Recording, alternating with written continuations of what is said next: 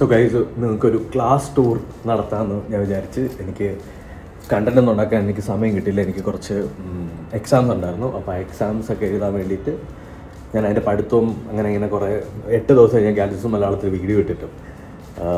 പിന്നെ ഞാൻ എയറിലായ കാര്യം നിങ്ങളെല്ലാവരും അറിഞ്ഞിട്ടുണ്ടാവുമല്ലോ.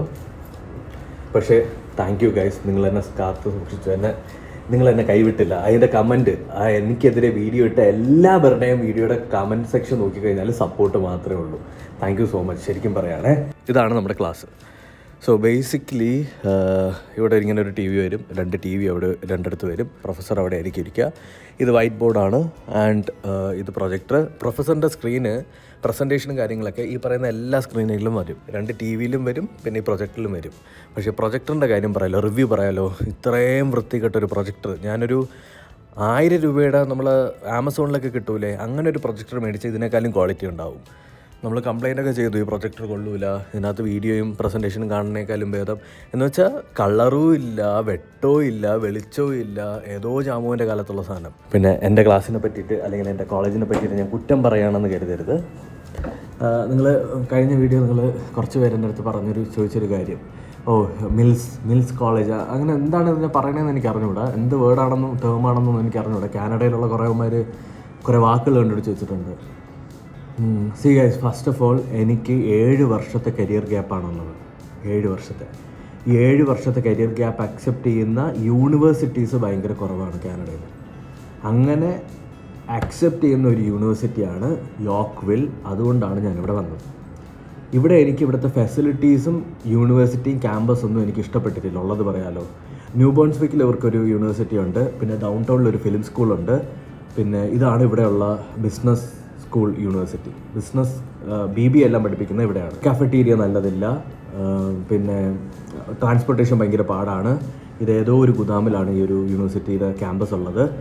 അതെല്ലാം പോട്ടെ, പ്രൊഫസേഴ്സ് നല്ലതാണ്, പഠിപ്പിക്കുന്നത് അടിപൊളിയാണ്.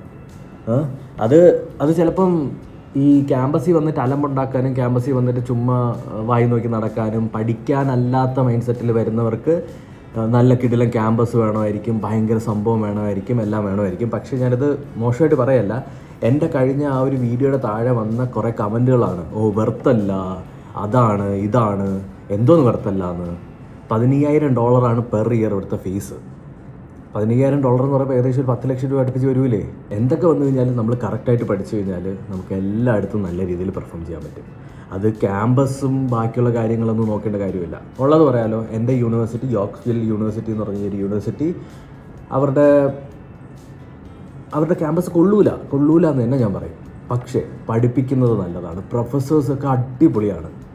പഠിപ്പിക്കുന്ന പ്രൊഫസേഴ്സും ഇവരുടെ കരിക്കുലവും എല്ലാം അടിപൊളിയാണ്. പഠിക്കാനായിട്ടുള്ള മൈൻഡിൽ വരുന്നവർക്ക് 100% ഇവിടെ നിന്ന് വാല്യൂ കിട്ടി പഠിച്ചിറങ്ങി പോവാം. വാല്യൂ, എക്സ്പീരിയൻസ്, അറിവ്, നോളജ് എല്ലാം കിട്ടിയിട്ട് നിങ്ങൾക്ക് ഇവിടെ നിന്ന് പോവാം. ഇനി പഠിക്കാനല്ല ചുമ്മാ കളിച്ചടക്കാനാണ് വരുന്നതെന്നുണ്ടെങ്കിൽ നിങ്ങൾ വേറെ എവിടെയെങ്കിലുമൊക്കെ നല്ല കോളേജും അങ്ങനെ നോക്കി പോകുന്നതായിരിക്കും നല്ലത്. പിന്നെ എൻ്റെ ഒരു പ്ലാൻ, ഇവിടെ വന്നപ്പോഴുള്ള പ്ലാൻ എന്താണെന്ന് വെച്ച് കഴിഞ്ഞാൽ 1 ഇയർ യോർക്ക്വില്ലിൽ പഠിച്ചതിന് ശേഷം ഇവിടെ നിന്ന് മൂവ് ചെയ്ത് യോർക്ക് യൂണിവേഴ്സിറ്റി ഉണ്ട്, യോർക്കിലോട്ട് മാറാനാണ് എൻ്റെ പ്ലാൻ. സോ ബേസിക്കലി അതിനുള്ള കാരണം എന്താണെന്ന് ചോദിച്ചു കഴിഞ്ഞാൽ, യോർക്കിൽ 7 വർഷത്തെ കരിയർ ഗ്യാപ്പ് അവർ അക്സെപ്റ്റ് ചെയ്യില്ല. പക്ഷേ ഞാൻ ഇവിടെ വന്ന് ജോയിൻ ചെയ്ത് കഴിഞ്ഞാൽ എനിക്ക് ഇവിടുത്തെ ക്രെഡിറ്റും കൊണ്ട് യോർക്കിലോട്ട് പോകാൻ പറ്റും. യോർക്ക് വേറെ, യോർക്ക്വില്ല് വേറെയാണ്. യോർക്ക് ലൈക്ക് ബെസ്റ്റ് യൂണിവേഴ്സിറ്റീസിൽ 5-ആമതോ 6-ആമതോ ആണ് അവരുടെ പൊസിഷൻ. പക്ഷേ പിന്നീട് നമ്മുടെ ജസ്റ്റിൻ ട്രൂഡോ അണ്ണൻ ഒരു സ്ഥാനം മാറ്റി. അതായത് ഇനി എനിക്ക് ഇവിടെ നിന്ന് വേറൊരു യൂണിവേഴ്സിറ്റിയിലോട്ട് പഠിക്കാൻ പോകണമെന്നുണ്ടെങ്കിൽ ഒന്നുകൂടി സ്റ്റഡി പെർമിറ്റ് അപ്ലൈ ചെയ്യണം. ഞാനതിനെക്കുറിച്ച് കറക്റ്റായിട്ട് റിസർച്ച് ചെയ്തിട്ടില്ല. വേറൊരു പ്രൊവിൻസിലും പോകുന്ന സമയത്ത് മാത്രമാണ് സ്റ്റഡി പെർമിറ്റ് അപ്ലൈ ചെയ്യേണ്ടത്. ഇപ്പം ഞാൻ ഓൺടാരിയോയിൽ തന്നെ മൂവ് ചെയ്ത് കഴിഞ്ഞാൽ സ്റ്റഡി പെർമിറ്റ് അപ്ലൈ ചെയ്യേണ്ട ആവശ്യമുണ്ടോ ഇല്ല എന്നുള്ളത് ഞാൻ അതിനെപ്പറ്റി ആലോചിച്ചില്ല. എന്തായാലും 1 വർഷം കഴിഞ്ഞിട്ടല്ലേ ആവശ്യമുള്ളൂ. അപ്പോൾ ചിന്തിക്കാമെന്നുള്ളൊരു മൈൻഡ്സെറ്റിലായിരിക്കണേ. പിന്നെ ബെറ്റർ കോളേജസ് ഉണ്ട് ഇവിടെ, ബെറ്റർ യൂണിവേഴ്സിറ്റീസും ഉണ്ട്. 7 വർഷത്തെ കരിയർ ഗ്യാപ്പ് അക്സെപ്റ്റ് ചെയ്യുന്ന യൂണിവേഴ്സിറ്റീസും ഉണ്ട്. $25,000 പെർ ഇയർ, $30,000 പെർ ഇയർ ഒക്കെ കൊടുക്കേണ്ടി വരും. നമുക്ക് ബഡ്ജറ്റ് നോക്കണമല്ലോ. നമ്മൾ കോടിക്കണക്കിന് രൂപ സ്പെൻഡ് ചെയ്തിട്ട് പഠിക്കാൻ പൈസ ഉണ്ടെങ്കിൽ പഠിക്കാം. എൻ്റെ കയ്യിൽ കോടിക്കണക്കിന് രൂപ കൊടുത്ത് പഠിക്കാൻ പൈസയില്ല. എനിക്ക് എൻ്റെ ബഡ്ജറ്റിൽ ഒതുങ്ങുന്ന രീതിയിൽ ഞാൻ തന്നെയാണ് ഫീസ് അടയ്ക്കുന്നത്.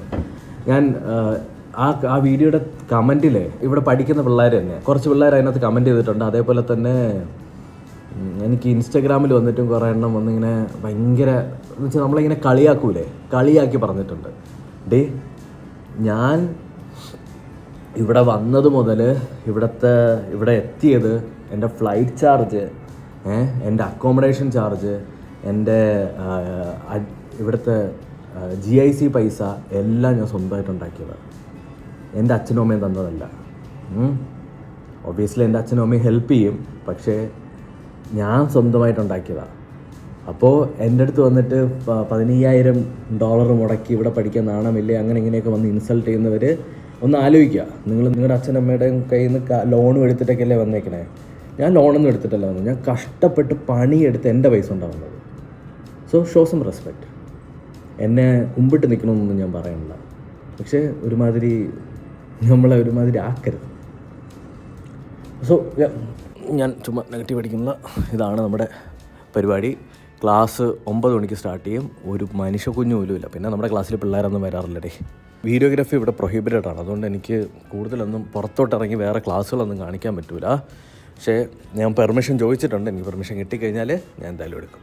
ഓക്കെ ഗൈസ്, ഇപ്പോൾ നിങ്ങൾ കണ്ട വ്ളോഗിന് ശേഷം ആ വ്ളോഗിൻ്റെ ഒരു കണ്ടിന്യൂഷൻ ഇല്ല എന്നുള്ളത് എനിക്കറിയാം. വേറെ ഒന്നുമല്ല, എനിക്ക് ഒരു വലിയൊരു അസുഖം പിടിച്ചു.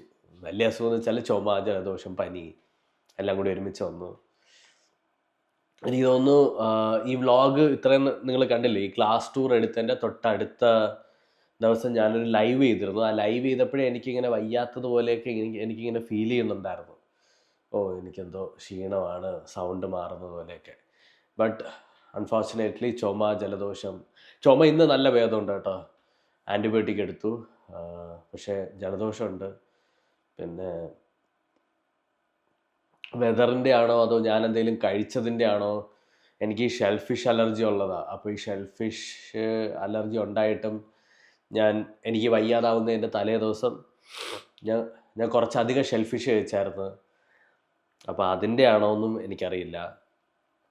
എനിവേ എൻ്റെ ഡേയ്സ് തന്നെ റൂയിൻ ആയിക്കൊണ്ടിരിക്കുകയാണ്. ഞാൻ എത്ര നാളെടുത്ത് റിക്കവർ ആവുമെന്ന് എനിക്ക് അറിഞ്ഞൂടാ.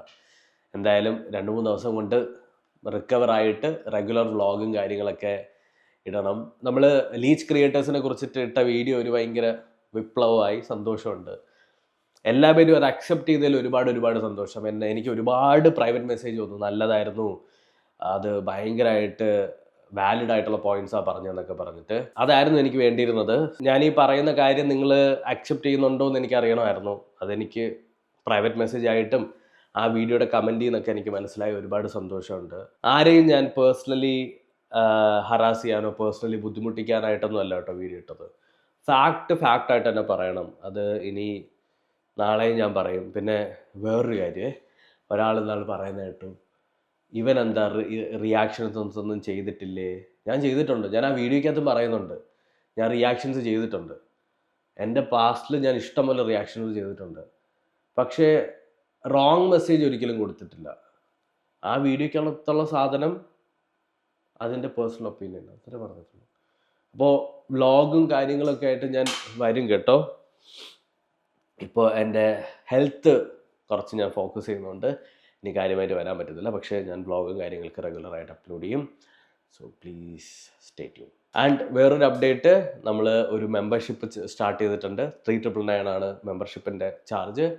സോ ഈ മെമ്പർഷിപ്പ് എന്താണെന്ന് വെച്ച് കഴിഞ്ഞാൽ, മെമ്പേഴ്സ് ആവുന്നവർക്ക് എല്ലാവർക്കും എങ്ങനെയാണ് യൂട്യൂബ് ചാനൽ സ്റ്റാർട്ട് ചെയ്യുക, എങ്ങനെ നമുക്ക് ഒരു ചാനലിനെ സക്സസ്ഫുൾ ആയിട്ട് എടുക്കാം. ഈ ചാനലിൻ്റെ മോണിറ്റൈസേഷൻ എനേബിൾ ആയി കേട്ടോ. ഞാൻ 1 മാസമായിട്ടേ ഉള്ളൂ വീഡിയോ ഇട്ട് തുടങ്ങിയിട്ട്. 1 മാസം കൊണ്ട് നമ്മൾ മോണിറ്റൈസേഷൻ എനേബിൾ ആക്കി. ആൻഡ് നമുക്ക് ഏകദേശം ഒരു $20-25 എന്തോ ആയിട്ടുണ്ട്. അപ്പോൾ യൂട്യൂബ് റിലേറ്റഡ് ആയിട്ടുള്ള ഒരു കോഴ്സുകളായിരിക്കും നമ്മൾ മെമ്പേഴ്സിന് തരുന്നത്. പിന്നെ നമ്മളൊരു മെമ്പേഴ്സിന് മാത്രമായിട്ടൊരു ഗ്രൂപ്പ് കാണും. അതുപോലെ തന്നെ മെമ്പേഴ്സ് ഓൺലി ലൈവ് സ്ട്രീംസ് കാണും. അപ്പോൾ നിങ്ങൾ ആരെങ്കിലുമൊക്കെ ജോയിൻ ചെയ്യാൻ താല്പര്യമുള്ളവർക്ക് ജോയിൻ ചെയ്യാം കേട്ടോ. നിങ്ങൾക്ക് യൂസ്ഫുൾ ആയിട്ടുള്ള കോണ്ടന്റ്, 100% യൂസ്ഫുൾ ആയിട്ടുള്ള കോണ്ടന്റ് ആയിരിക്കും വരിക. അപ്പോൾ ബൈ.